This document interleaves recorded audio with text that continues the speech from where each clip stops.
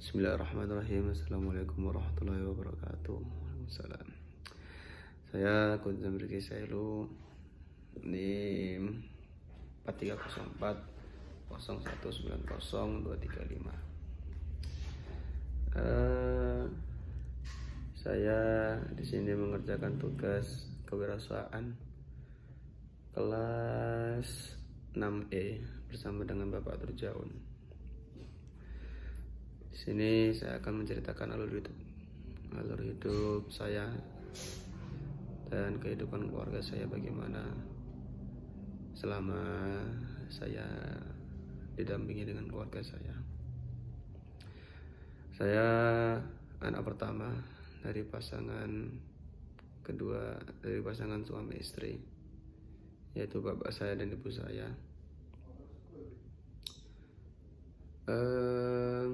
Saya lahir di Boyolali tanggal 5 September 2002.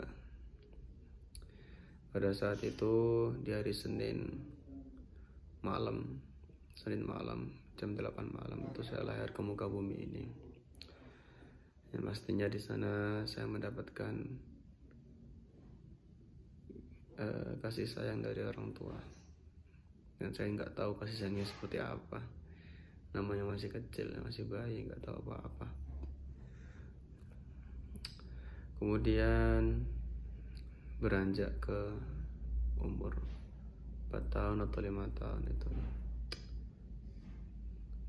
saya masuk ke TK. Ya TK-nya ya TK Al-Firdaus. Itu dulu TK-nya bagus sih menurut saya. Saya masih TK itu masih bagus. Di sana saya pernah mendapatkan juara. Alhamdulillah dapat juara 2. Itu dari bakat saya sih. Saya dulu suka gambar ya gambar apapun lah. Tapi cuman dulu. Sekarang udah enggak lah. Di sana orang tua saya menyekolahkan saya agar saya mendapatkan ilmu-ilmu, agar saya lebih baik dalam pribadi dan yang lainnya. Harapan orang tua itu pasti bagus untuk anaknya, tidak mungkin tidak bagus. Kemudian lanjut ke SD. Saya masuk SD itu umur 6,5 tahun kalau nggak salah. Di sana saya menemukan pengalaman-pengalaman baru, banyaklah pengalaman-pengalaman baru di sana yang membuat saya menjadi lebih baik, menjadi lebih patuh, memiliki akhlak-akhlak yang diajarkan oleh guru-guru di SD dulu. Dalam SD saya tidak mempunyai prestasi, tidak ada prestasi, lomba ataupun apa tidak ada. Saya hanya anak biasa dulu di SD. Ya mempunyai banyak teman ya alhamdulillah ada, tapi gimana ya nggak ada prestasi sih. Kayak kurang gitu mikirnya kalau sekarang. Mikirnya kalau sekarang ya kayak gimana ya? Kayak kurang gitulah istilahnya, kayak nggak bisa ngasih kayak gini, orang tua ada ngasih kayak gini, tapi dulu pas SD kok ya nggak ada kayak gitu, nggak ada prestasi. Cuman ya di waktu dulu sih ada nilai UN saya, ujian nasional saya dulu matematika dapat 10. Ya nilai tertinggi lah di SD. Itu saja sih, termasuk 10 besar terbaik dulu di SD. Alhamdulillah lah, ada kayak membanggakan orang tua sedikit gitu kan. Yang penting kita kayak nggak eman-eman gitu, SPP udah dibayarin gitu, nggak dapet apa-apa.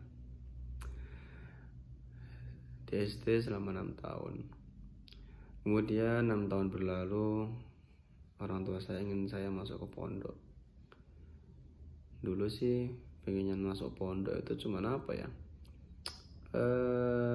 Cuman dia pengen pinter bahasa Arab, bahasa Inggris doang sih. Karena dulu ada di dekat rumah itu ada pondok yang bagus. Ya 2 kilo, kok nggak 3 kilo lah dari rumah. Itu ada pondok bagus, bahasa Arabnya bagus, bahasa Inggrisnya bagus, seperti itu.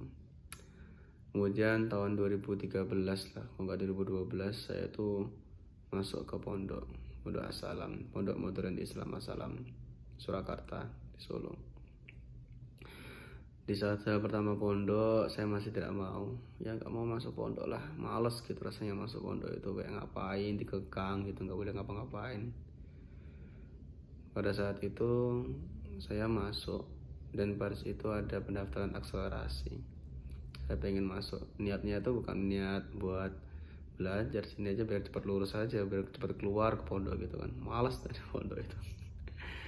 Ya begitulah. Terus alhamdulillah daftar, kemudian keterima. Jadi pas SMP saya itu cuma 2 tahun aja, sampai 2 tahun. Terus madrasah hanya 2 tahun. Saya keterima SMP, MTS-nya itu 2 tahun. Baru berjalan seminggu lah di Axel itu. Saya nggak betah, pengen keluar, pengen jadi pondok tuh nggak betah lah pokoknya lah. Ya di situ saya juga mulai nyadar gimana ya, orang tua udah nyariin susah-susah, tapi kita malah minta keluar gitu kan, keluar, jadi kayak nggak ada timbal balik gitu kan, kasihan. Jadi mikirnya gimana gitu. Ya udahlah. Terus habis itu saya kayak mulailah coba memahami kondisi orang tua. Pada saat saya kelas 3 MTS itu, saya pernah meminta uang jajan ke orang tua. Biasanya saya dikasih uang jajan lebih lah, ibaratkan seperti semisal 100.000 buat seminggu, semisal. Pada saat itu saya dijenguk, saya minta orang tua, minta uang buat jajan, dikasih. Tapi bapak bilang, uang papa baru tinggal dikit, jangan minta banyak-banyak dulu ya. Waktu itu saya sadar sih sebenarnya, kayak selama ini uangku tak buat apa gitu loh. Pas saat bapak kayak gini susah, saya tetap minta banyak, nggak bisa mengontrol diri seperti itu. Kasihan gitu. Nah, mikir di sini saya nggak dapat apa-apa, di pondok, nggak dapat apa-apa, lomba nggak pernah, ngaji juga nggak lancar waktu itu, hafalan juga nggak ada. Ya terus mau gimana ya. Kemudian terus setelah saya beranjak ke kelas, saya tetap lanjut di pondok ya Assalam itu, naik ke MA, Madrasah Aliyah. Tapi ya dulunya nggak mau, tapi ujung-ujungnya juga lanjut ya. Itu karena nggak ada pertemanan. Banyak teman saya yang merangkul saya di situ buat lanjut aja nggak apa-apa, karena pertemanan tuh pasti, lingkungan tuh pasti juga mendukung buat masuk. Pada waktu itu kelas 4, alhamdulillah bapak saya dapat proyek banyak lah. Bapak saya kan kerjanya di proyek di BUMN, jadi alhamdulillah sekarang udah jadi manajer ya, ada di atas, udah jadi bos lah istilahnya. Ibu saya tuh kerjanya jadi dosen di UIN Raden Mas Said sekarang ya. Alhamdulillah ya, beliau semua udah sukses lah. Tinggal anaknya ini kan, saya anak pertama dan adik saya 1. Ya begitu. Alhamdulillah pada waktu itu bapak saya dapat proyek banyak gitu. Alhamdulillah rezeki dari Allah Subhanahu wa taala. Kemudian lanjut terus hingga Madrasah Aliyah. Madrasah Aliyah pada waktu kelas 4 itu saya pernah berpikir satu, bila saya lulus dari pondok, kalau saya nggak bisa ngaji, itu sangat memalukan bagi saya. Iya, hitungannya udah 2 tahun di pondok belum bisa ngaji saya nggak lancar sampai waktu itu, nggak bisa ngaji saya sampai waktu itu. Kemudian hati saya tergerakkan lah oleh Allah menggerakkan hati saya. Kemudian saya belajar kepada kakak kelas saya, beliau udah hafid 30 juz, saya belajar ke beliau, dan alhamdulillah saya belajar sama beliau, setoran dengan beliau. Kemudian saya ditarik masuk ke asrama tahfidz. Di situ gimana ya, saya itu kayak merasa awal-awal aja sih semangat, tapi setelah itu nggak semangat. saya kayak gitu sih, sudah merasa nyesal selamat sampai hingga ke kelas 3 dan saya lulus dari asrama itu saya kayak nggak ada apa-apa gitu loh, kayak nggak bisa apa-apa tuh, karena saya mungkin menargetkan cuman saya punya bisa ngaji, saya punya hafalan dikit lah, itu aja. Di sana mungkin kebanyakan ngurusin acara ya, acara-acara yang besar kayak gitu, dan alhamdulillah ya acaranya sukses semuanya. Di situ saya berpikir lagi, saya tuh mau masuk kemana setelah itu, sedangkan orang tua saya menuntut yang besar-besar. Tapi pada waktu itu saya tuh hanya pingin ke satu, ke Pondok Tahfidz. Pondok Tahfidz di Karanganyar, di Tanggumangu itu ada Pondok Tahfidz bagus. Saya ada niatan dulu emang mau Pondok Tahfidz dulu, jadi emang setahun itu khusus buat tahfidz dulu baru mau kuliah, karena tahfidz itu pemikiran saya itu susah buat dibagi, mau dibagi buat kuliah dulu atau mau dapat apa-apa tuh susah. Jadi ya gimana ya, saya mencoba lah buat daftar situ, tapi orang tua tetap menuntut ya. Saya dulu pernah daftar di ITB, IPB, Undip, UNS, terus ya mana gitu ya, banyak pokoknya yang nggak ada yang diterima. Ya saya sendiri nggak mau belajar ya, seperti itulah. Tapi saya tuh masih berpikir satu, gimana buat membagi ke orang tua gitulah ya, mikir seperti itu, mencari mana yang bagus, yang buat saya, yang buat bagus gitu loh. Saya kan bingung nyarinya. Hanya pada waktu saya daftar Pondok Tahfidz itu alhamdulillah keterima, karena tesnya gampang sekali tesnya. Tapi saya nggak ngambil karena orang tua saya nggak boleh ya. Terus ya terpaksa, habis itu kemudian saya diajak orang tua saya buat tes masuk ke YN Salatiga, dan alhamdulillah itu keterima. Dan pada waktu sebelum saya daftar itu saya pernah mondok karantina tahfidz ya, 2 minggu buat ngejar tahfidz saya, buat ngulang-ngulang tahfidz saya lah. Dan qadarullah, Allah juga menerima saya di YN Salatiga ini. Mungkin karena tahfidznya atau karena Al-Quran, mungkin karena Al-Qurannya, karena saya percaya Al-Quran itu pasti membawakan rahmat bagi yang memuliakannya. Pada waktu itu saya sudah daftar, saya mau ospek lah istilahnya di sana. Saya masih belum mencari pondok, saya pengennya di pondok, bukan di kos atau di kontrakan. Karena saya, pikiran saya waktu itu hanya tahfidz, hafalan saya gimana. Mungkin qadarullah saya ditaruh Allah di pondok di Jombor, di Salatiga lah, dengan pondoknya bagus, bersih, enak buat hafalan. Dan beliau kiainya Kiai Haji Zainur Ahmad Al-Hafidz, Imam Besar Masjid Agung Jawa Tengah Semarang.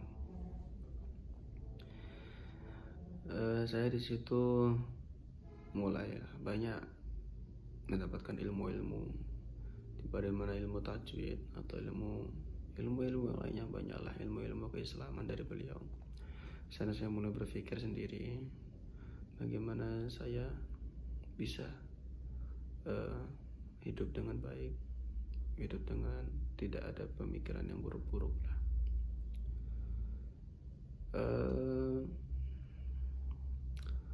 Niat saya masih satu, buat membanggakan orang tua. Alhamdulillah pada waktu pertama masuk, saya diajak teman saya buat ikut lomba MHQ lah, Musabaqah Hafizul Quran. Pada waktu itu tingkat 5 juz sejateng DIY. Coba-coba sih, awalnya nggak ada niatan buat menang atau apa, cuman coba-coba aja. Alhamdulillah saya juara 2 pada waktu itu. Orang tua saya sangat senang sekali, dan juga mikir alhamdulillah ada yang bisa buat membanggakan. Bukan berarti memang harus membanggakan dengan itu, bukan, tapi setidaknya ada yang bisa membuat orang tua senang lah, seperti itu. Tak lama kemudian diikuti lagi oleh Pak Yai lomba ke kabupaten dan provinsi.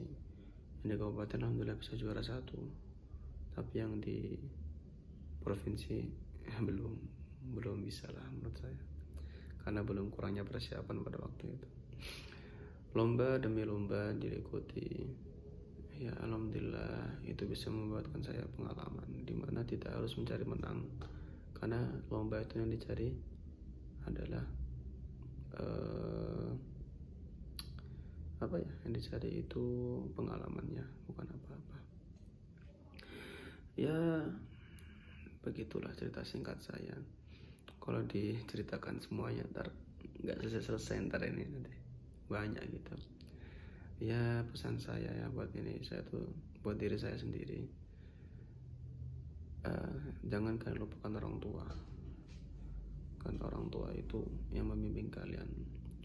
Setiap orang tua nelpon atau apa, jangan orang tua nelpon lah, kita dulu yang nelpon, jangan orang tua dulu. Karena bila orang tua nelpon, hanya orang tua yang ingat saya, dan saya tidak akan mengingat orang tua saya. Karena kita yang harus mengingat orang tua, karena jasa orang tua terdahulu itu membuat kita yang seperti ini. Dan satu, jangan lupakan Al-Quran. Al-Quran itu mukjizat yang sangat besar, hidayah yang sangat besar. Saya sudah merasakan sendiri banyaknya karomah berkah yang diberikan kepada saya oleh Al-Quran.